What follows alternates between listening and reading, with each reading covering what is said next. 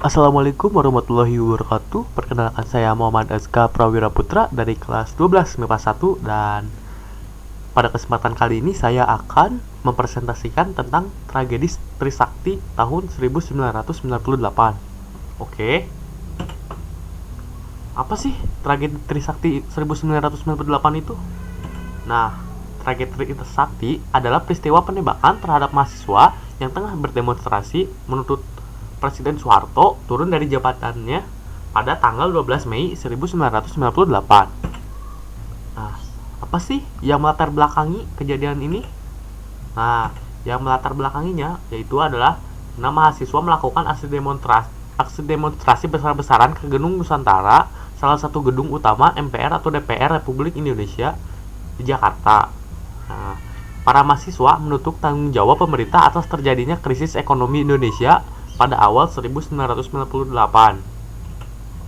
Nah, para mahasiswa melakukan aksi damai dengan berjalan dari kampus Trisakti ke Gedung Nusantara pada pukul 12.30 atau setengah 1 siang.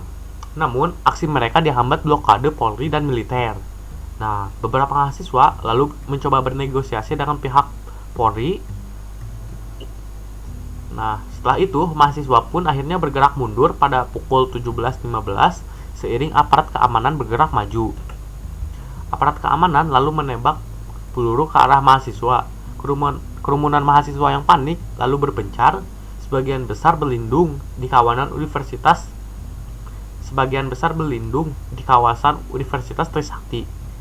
Di saat ini, aparat keamanan terus melakukan penembakan. Korban tembak lalu berjatuhan dan dilarikan ke rumah sakit Sumber Waras. Tetapi di sini si aparat keamanan ini membantah telah menggunakan peluru tajam. Tetapi hasil otopsi menunjukkan kematian ini disebabkan oleh peluru tajam. Nah, di sini adalah mahasiswa korban tragedi Trisakti berjumlah 4 orang, yaitu Elang Mulia Lesmana, Hafidin Royan, Heri Hartanto, dan Hendriawan Si. Keempat mahasiswa Universitas Trisakti tersebut tewas ditembak di dalam kampus, terkena peluru tajam di kepala, tenggorokan, dan dada. 3 mahasiswa dipastikan tewas pada pukul 20.00 waktu Indonesia Barat, dan 1 orang lagi kritis. Nah, kronologi kejadian. Nah, sejak pukul 11, sekitar 6.000 mahasiswa menyemut di pelaratan parkir kampus A, Universitas Trisakti. Tuntutan pengunduran diri Soeharto dan reformasi politik jadi seruan utama para orator. Pada menyebut, para demonstran juga membakar patung Soeharto. Nah, lepas setengah hari, usai serangkaian orasi dari pimpinan universitas, dosen, dan mahasiswa, masa aksi mulai berbaris keluar dari kampus. Sukisno mengutip sumber dari Smooth yang menyebut bahwa mahasiswa Trisakti berencana akan long march ke kompleks DPR atau MPR Senayan. Tetapi langkah demonstran terhenti di depan kantor Wali Kota Jakarta Barat. 2 barikade polisi mengadakan demonstran dengan tameng dan pentungan. Perwakilan Smooth dan pimpinan aparat lantas mengadakan negosiasi. Hasilnya, demonstran dilarang melangkah jauh dari tempat mereka berhenti. Demonstran akhirnya menggelar mimbar bebas di depan kantor Wali Kota Jakarta Barat. Sementara itu, para mahasiswa membagikan bunga mawar ke barisan aparat yang berjaga bersamaan dengan aksi tersebut. Datanglah aparat tambahan dari Kodam Jaya dan Satuan Brimob. Kopassus juga muncul dalam truk-truk terbuka besar, membawa senapan otomatis. Brimob yang baru saja tiba segera bersiaga dan tabung-tabung gas air mata. 3 panser yang dilengkapi meriam air juga disiapkan. Suasana sempat menegang saat tambahan pasukan pengamanan maju mendesak. Mahasiswa membalasnya dengan cemoohan, teriakan yel-yel yang kian keras, dan acungan tinju. Tetapi ketegangan itu buyar saat hujan deras mulai mengguyur sekitar pukul 13.30. Sampai sore, demonstran Trisakti tak bergerak. Selama itu pula, perwakilan tersebut bernegosiasi dengan aparat keamanan dan tetap buntu. Pukul 17.00, kedua pihak sepakat untuk sama-sama mundur. Semua berjalan baik-baik saja, hingga seorang bernama Mashhud yang mengaku alumni Trisakti mencemooh massa mahasiswa yang balik kanan itu. mengira Masud adalah mata-mata, beberapa mahasiswa mengejarnya. Masud lari ke arah barikade aparat dan terjadilah aksi saling dorong antara mahasiswa dan polisi. Tanpa diketahui pemicunya, aparat keamanan tiba-tiba menyerang mahasiswa dengan tembakan dan gas air mata.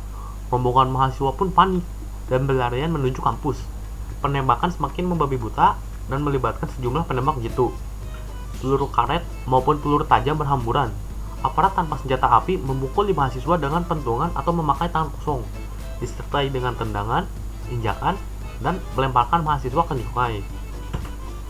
Pada pukul 18.40, datang pasukan bermotor yang memakai perlengkapan rompi bertuliskan URC atau Unit Reaksi Cepat yang mengejar mahasiswa sampai ke pintu gerbang kampus, dan sebagian lainnya naik ke jembatan layang Grogol. Sejumlah mahasiswa yang tertangkap aparat dianiaya dan dibiarkan tergeletak begitu saja di tengah jalan. Sebagai aparat yang berada di atas jembatan layang mengarahkan tembakan ke arah mahasiswa yang berlarian di dalam kampus.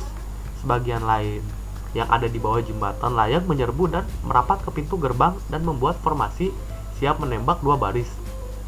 Ada yang jongkok dan berdiri, lalu menembak ke arah mahasiswa yang ada di dalam kampus. Dengan tembakan terarah tersebut mengakibatkan jatuhnya korban, baik luka maupun meninggal dunia. Sementara korban luka-luka dan jatuh akibat tembakan kurang lebih ada 15 orang.